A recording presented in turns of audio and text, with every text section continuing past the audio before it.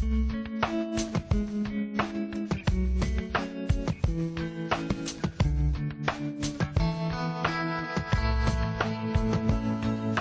I'm Cheryl Jackson. Welcome to Your Voice. From the time children start playing with others, conflict becomes a natural part of their lives. That's fine, as long as kids develop some strategies to deal with those problems. But often parents don't know how to advise their kids or what skills to teach them to cope with conflict. Fortunately, Ontario schools offer a number of conflict resolution programs aimed at helping kids find their own solutions, so conflicts don't escalate into bullying, violence, or suspensions. What are schools teaching children about conflict management? How well are these programs working? And what can parents do to reinforce conflict management skills at home? With us to discuss the issue is Jennifer Laffier. She's a child therapist, a conflict educator, and professor at the University of Ontario Institute of Technology. Jennifer is also a facilitator and researcher for Safe Schools training at the Canadian Safe School Network. Also joining us is Greg Fenton. He's coordinator of the Community Transformation Program with Conflict Mediation Services of Downsview in Toronto. He also produces and co-hosts a radio program, Mediation Station, on CHHA Radio Voces Latinas. And finally with us is Susan Dale. She's a learning coordinator for the Safe Schools program with the Thames Valley District School Board. Welcome, everybody. Hi. Why is conflict a natural part of a child's life, Jennifer? I think as kids are developing a sense of autonomy, usually around the age of 2, they start to want to explore their world and find out what the boundaries are. And a natural part of that stage of autonomy is running into conflict situations, whether that's with siblings or parents or wanting instant gratification and not being able to have that. So it starts to come up as a regular occurrence, usually around the autonomy stage. You mean kids know what they want at that point? Is that what you mean? Yeah, they start to point at things. They start to say, I want. They understand the concept of no, of saying no, of having sibling rivalry, jealousy, wanting instant gratification instead of having to wait for something later. So that does cause conflicts within the family or within the peer group. Greg, in the kids that you see, what kinds of things create conflict? Well, you know, conflict for us is about change. So there's a lot of change going on for children or youth as they mature and go through their life stages. So they're dealing with anything that can cause a difference in how things have been structured or put to them, or even discipline or school. All those things can impact on how someone responds. All right, and who are kids mostly in conflict with? Is it other kids? I mean, I tend to think that they have conflicts with kids, but maybe that's not it. Well, you know, it depends on what you define as conflict, too, and how you see that. You may see through a lens of negative conflict or, quote, positive conflict. What's the difference? I didn't know there was a positive conflict. What is that? Well, you know, for us, it's how you respond to a situation. And if it turns into something that is, you know, bad for your relationship, causes issues for yourself, that can impact how others see you. So conflict is about your behavior with regard to how others also perceive that as well. So it's an interaction. It's not solely within oneself. Right. Kids experience a lot of conflict, and they engage in ways that they deal with it generally in a positive way. Okay. Play is a form of dealing expression. How so? What happens when children play? They interact, and they're learning, they're growing, they're developing personal skills. They're also learning intellectual stuff and emotional stuff. So I think all these things are healthy. Conflict can be very healthy for people. Okay, I'd like to explore that a little bit more later. But first of all, Susan, can you tell me, where does conflict happen for children? You know, it can happen anywhere. Conflict happens because we all have different needs and wants and thoughts, and because of that, we're going to have things that we don't agree on. The problem isn't necessarily the conflict. As you mentioned, it can be positive, negative conflict. It's how we deal with it. So that's why teaching kids those skills and strategies to deal with it in a constructive manner is really important. When is conflict manageable by the child, Susan, and when do adults have to step in to intervene? You know, what's really important is to understand there's a difference between conflict and bullying. Conflict can be between two individuals who have an equal level of power.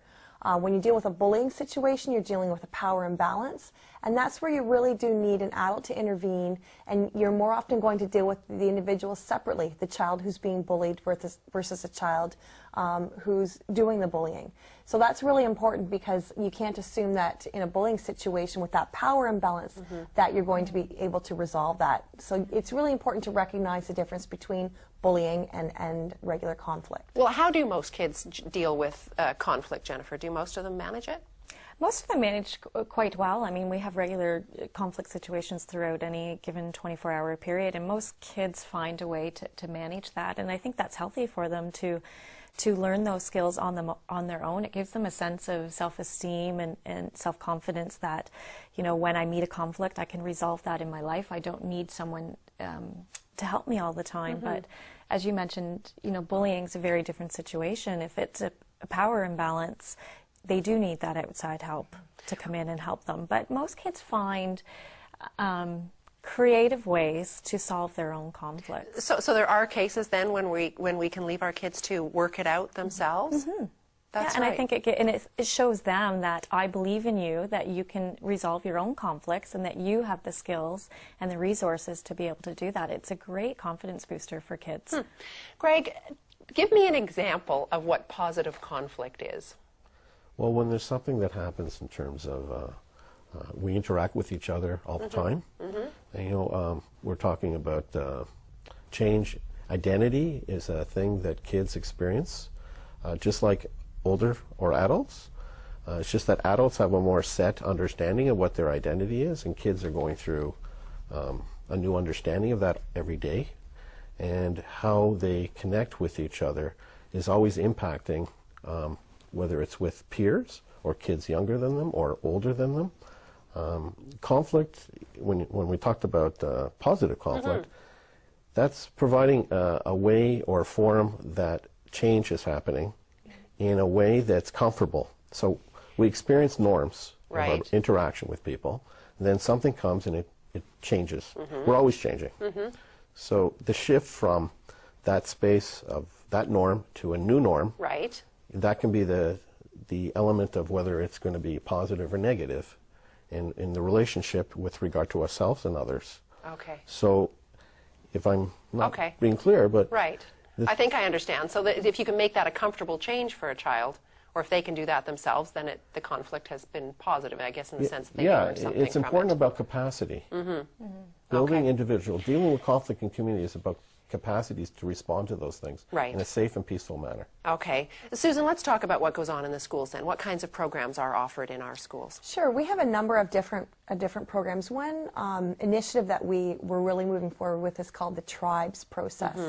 And it really isn't a program. It's not another add-on program, but it's really a way for teachers to deliver their curriculum so that they're developing that culture of community in their classroom where students feel included and valued and respected so that they can learn to the best of their potential. So it's really about student achievement and human development.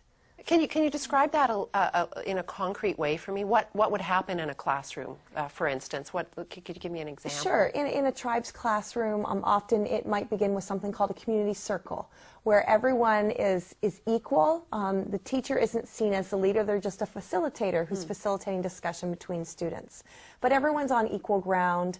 It's taking the agreements from the Tribes process about attentive listening, mutual respect, appreciating others, which are really important for kids to understand.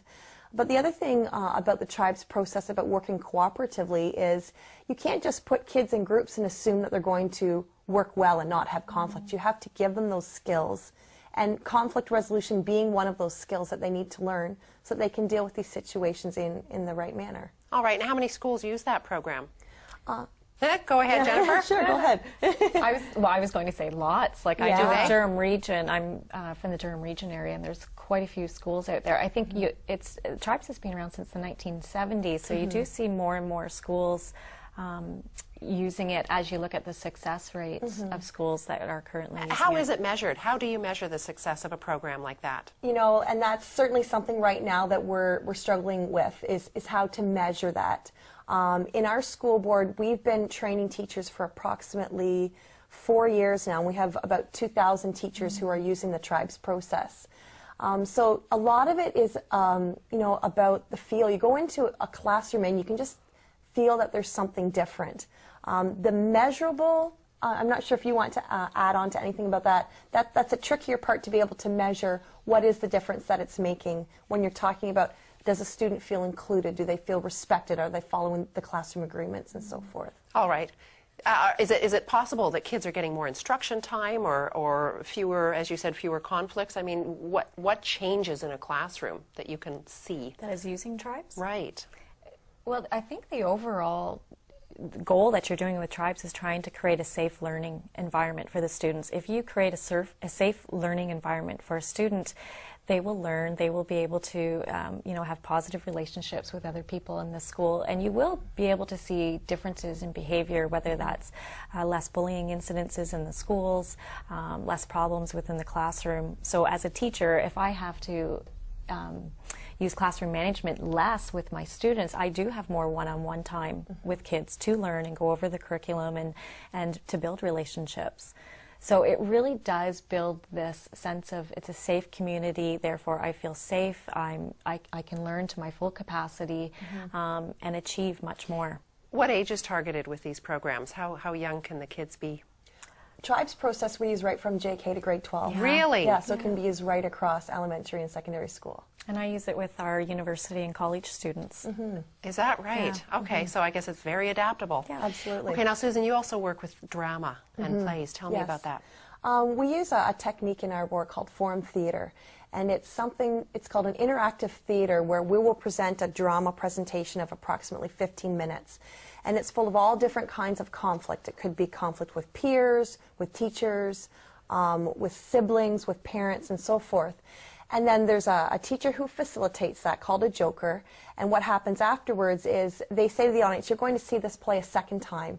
And this time I want you to say stop whenever you see something inappropriate. I'm going to ask you to come on stage, and we're going to try to role play that situation to see if you can say or do something to make it a better end, or a better, so we don't end up with the tragedy that might have happened in the end. So often kids are able to understand that they can name the violence, they can stop it, but they can sometimes struggle with how to do that appropriate intervention. So it really gives them that opportunity to practice it in a non-threatening environment so that if they do get into that situation, they'll know how to handle it a little bit better. All right. Well, with the drama or with the programs, and Tribes isn't the only one. Oh, no. There are many different programs that schools use. What are the specific skills that you are trying to get across to the kids? I would say, you know, research shows that kids need practice, just like anything else, practicing delay, negotiation, compromise, refusal, being assertive in a situation. Just like a coach would never expect an athlete to demonstrate a skill if they didn't have hours of practice. Same thing, we shouldn't expect kids would be able to manage their conflict appropriately if they haven't been given those opportunities to practice. So even practicing things about how do you listen attentively? Can you paraphrase what somebody else has said to you so that you're actually listening to what they're saying? Those types of things are really important in conflict resolution. And that's key too, is the young kids learning how to actively listen. I know that you heard, but did you actually listen? Do you know what that individual is trying to say? So being able to paraphrase that back. All right. And do you give them words to use, sentences, phrases, ways to speak? Yes? No? Or We do they come up with that themselves? We do. In some of the conflict resolution training, one of the things that we do is the I messages. So instead of saying, you make me so angry, how do you change that to an I message where it's, I feel angry when you know, you steal my pencil case, so that you're owning the emotions and you're reducing the aspect of the other person becoming defensive. So using I messages. So that's one of the key ones. And young kids can learn how to use I messages. Okay. It's a little bit harder for them because emotional-wise, when you're in a state of emotion, you just want to say, well, I'm so angry. Right, But right. teaching them, again, that's that emotional intelligence and emotional regulation, controlling your emotions, using your I messages, saying, so what I hear you saying is, you know, Okay. setting starters like that. All right. Now, Greg, It's all yes. related to behavior. So you have a feeling that you express for yourself, and you relate that to an incident or an event, and then you relate that to how it's impacted you, and then you also offer in the future an option for the other person to deal with it in a different way that won't provide for the same recurrence of the situation. Okay, now are these the same techniques that you use yes, then? Because we've been iMessages. talking about school, but you work with children outside of school. Yes, but iMessage is something that is transferable Yes. to any kind of environment for any kind of person in any kind of relationship. And it's all about speaking in a non-threatening or non-violent way, so that when you talk, a lot of times people talk at people. You did this, you did that. And generally, the response is you get defensive and somewhat when you are isolated like that. So the change is shifting the energy so that it's contained within oneself, and the energy that the other person hears is less threatening. All right, now Greg, you also work with children and their parents and families, right? What is the role of a parent in helping their children with their conflict management? Well, I think it's important as role models, especially for children to look up to someone who is experienced life, that they have an opportunity to say, okay, this is how we would like you to behave, to express yourself, to communicate, to interact with each other. So I think it's very important for parents to be mindful of how their behavior, whether it's spoken or nonverbal, because a lot of communication is actually nonverbal.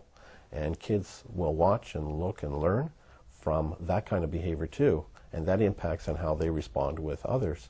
So it's important that parents are always engaged, mindful, as much as possible. Of course, we're all human beings, and we have our moments, myself included. I have a 15-year-old daughter, and trying to deal with those things. Sure. It can get heated sometimes. Well, how many parents do know how to help their children with their conflicts? I say there's a lot of need. I'll put it that way. Okay. So when we go out and do our work, we do outreach. So we spread the word about what we do and how we do what we do, and then we generate interest in coming back and doing workshops, giving some people skills on building their own capacities as individuals, just actually as an educational approach, just introducing concepts. A lot of the concepts we talk about, even conflict, what does that mean? What does it mean to another person? It may be different. So we're trying to create a shared understanding of some sort that people can connect with and say, oh yeah, I didn't realize that. And then people then work towards a common goal of creating peaceful opportunities. Why do you think there is such a need? Why are parents stumped? Well, I think a lot today, there's in terms of the of the technology, kids are more or less engaged directly with each other using other means like text messaging. So there's no direct interaction, person to person, using computers, the web. So there's a lot of change in terms of my experience over time with technology and how it's impacted personal communication and interpersonal skills. So that's been, quote, a barrier. Okay. Toronto, for example, too, where we work, is very diverse in terms of languages and newcomers. Again, language can be a barrier for individuals. Kids tend to adjust easier to change than adults do, especially as newcomers. And so there can be tension that creates or occurs in that relationship. And what happens at home doesn't necessarily stay at home. It travels with us from one space to the next. So our relationships at home, our work relationships, our relationships at school, what happens at school we take home with us and back and forth. So if parents understand that connection, they might be able to make a change. Jennifer, what are some of the common mistakes that you see parents making? What are they doing wrong? I think parents ourselves, as parents ourselves, if we don't have those skills, we're the role models for the children. So if we don't demonstrate those skills of actively listening to each other and finding out what the interests are, I think when two parents might get into a conflict themselves, there's a lot of, this is my position and this is what I want, and not an awful lot of listening. So the kids pick up on that, and they learn that this is how you deal with conflict, this is how you resolve matters.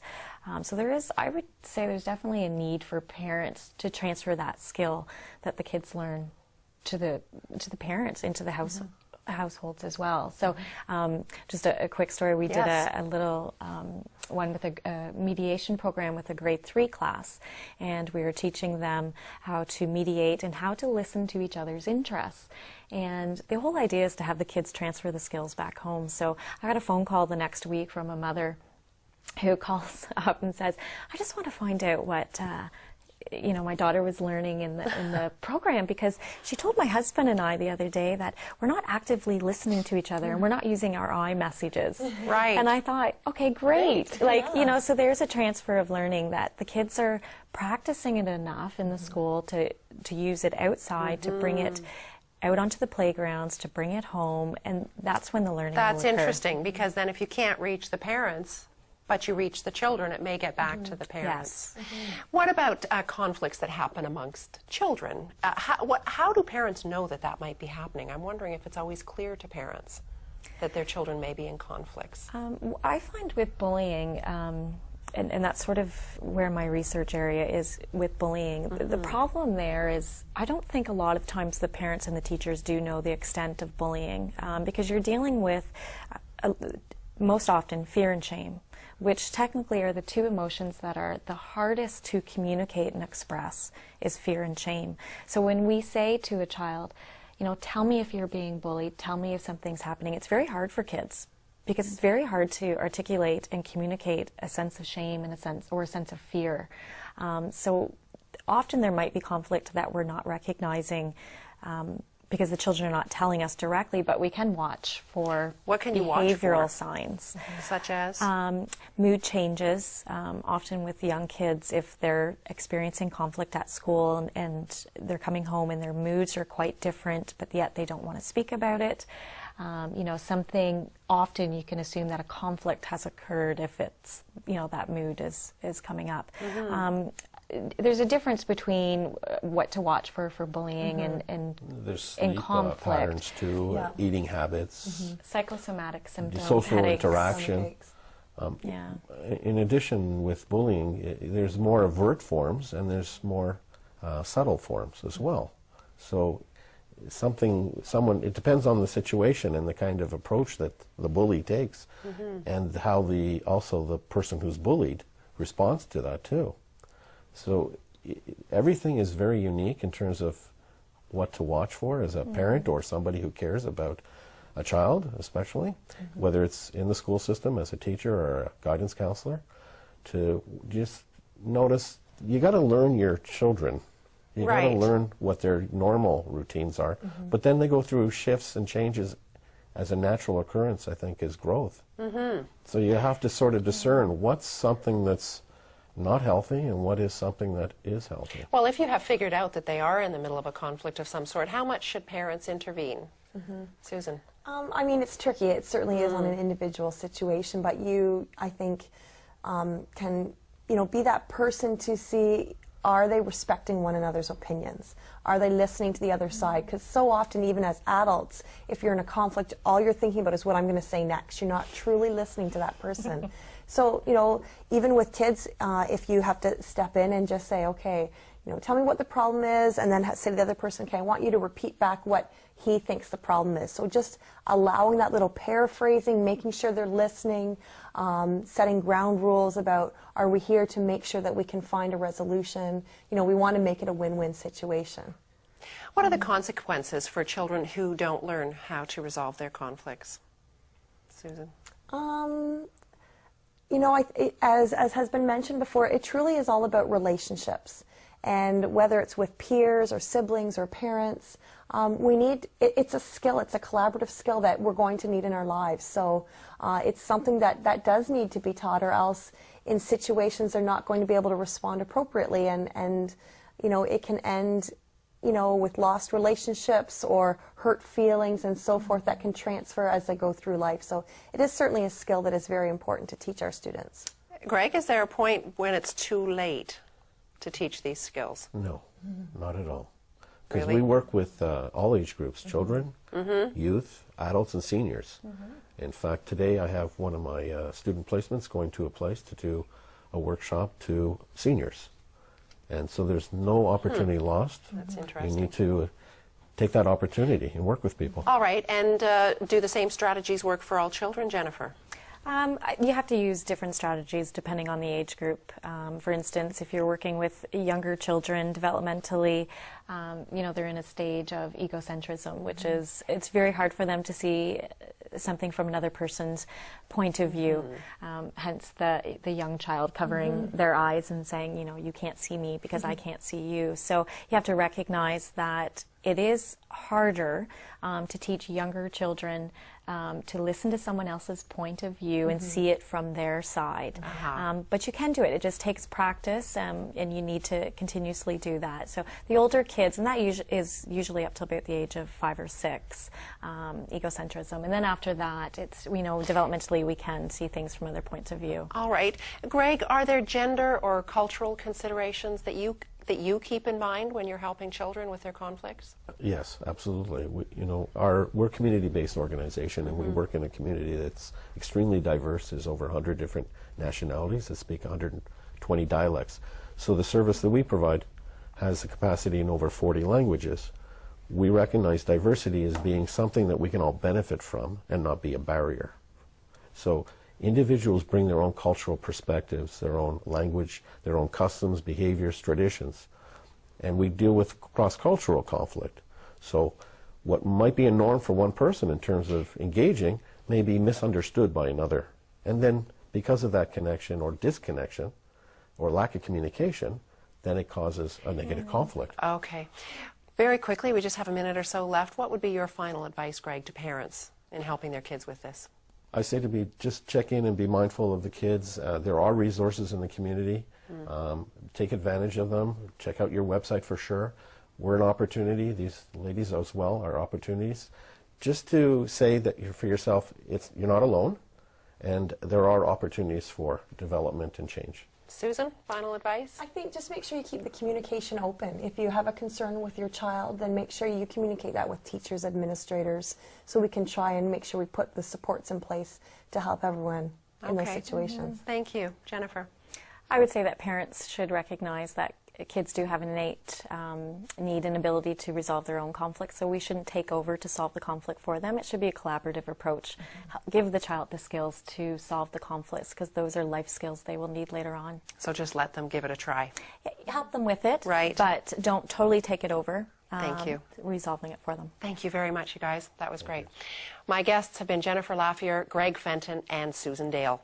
If you'd like more resources on this topic, we've posted articles, research, and links on our site. You'll also find a list of upcoming shows. So if you have a question for one of them, please send it in. We'll get it to the experts. And if you have a show idea, send that in too. We want to cover the issues that affect you. You can watch Your Voice every Sunday night at 6 p.m. on TVO or online anytime at tvoparents.com. I'm Cheryl Jackson. Thanks for watching.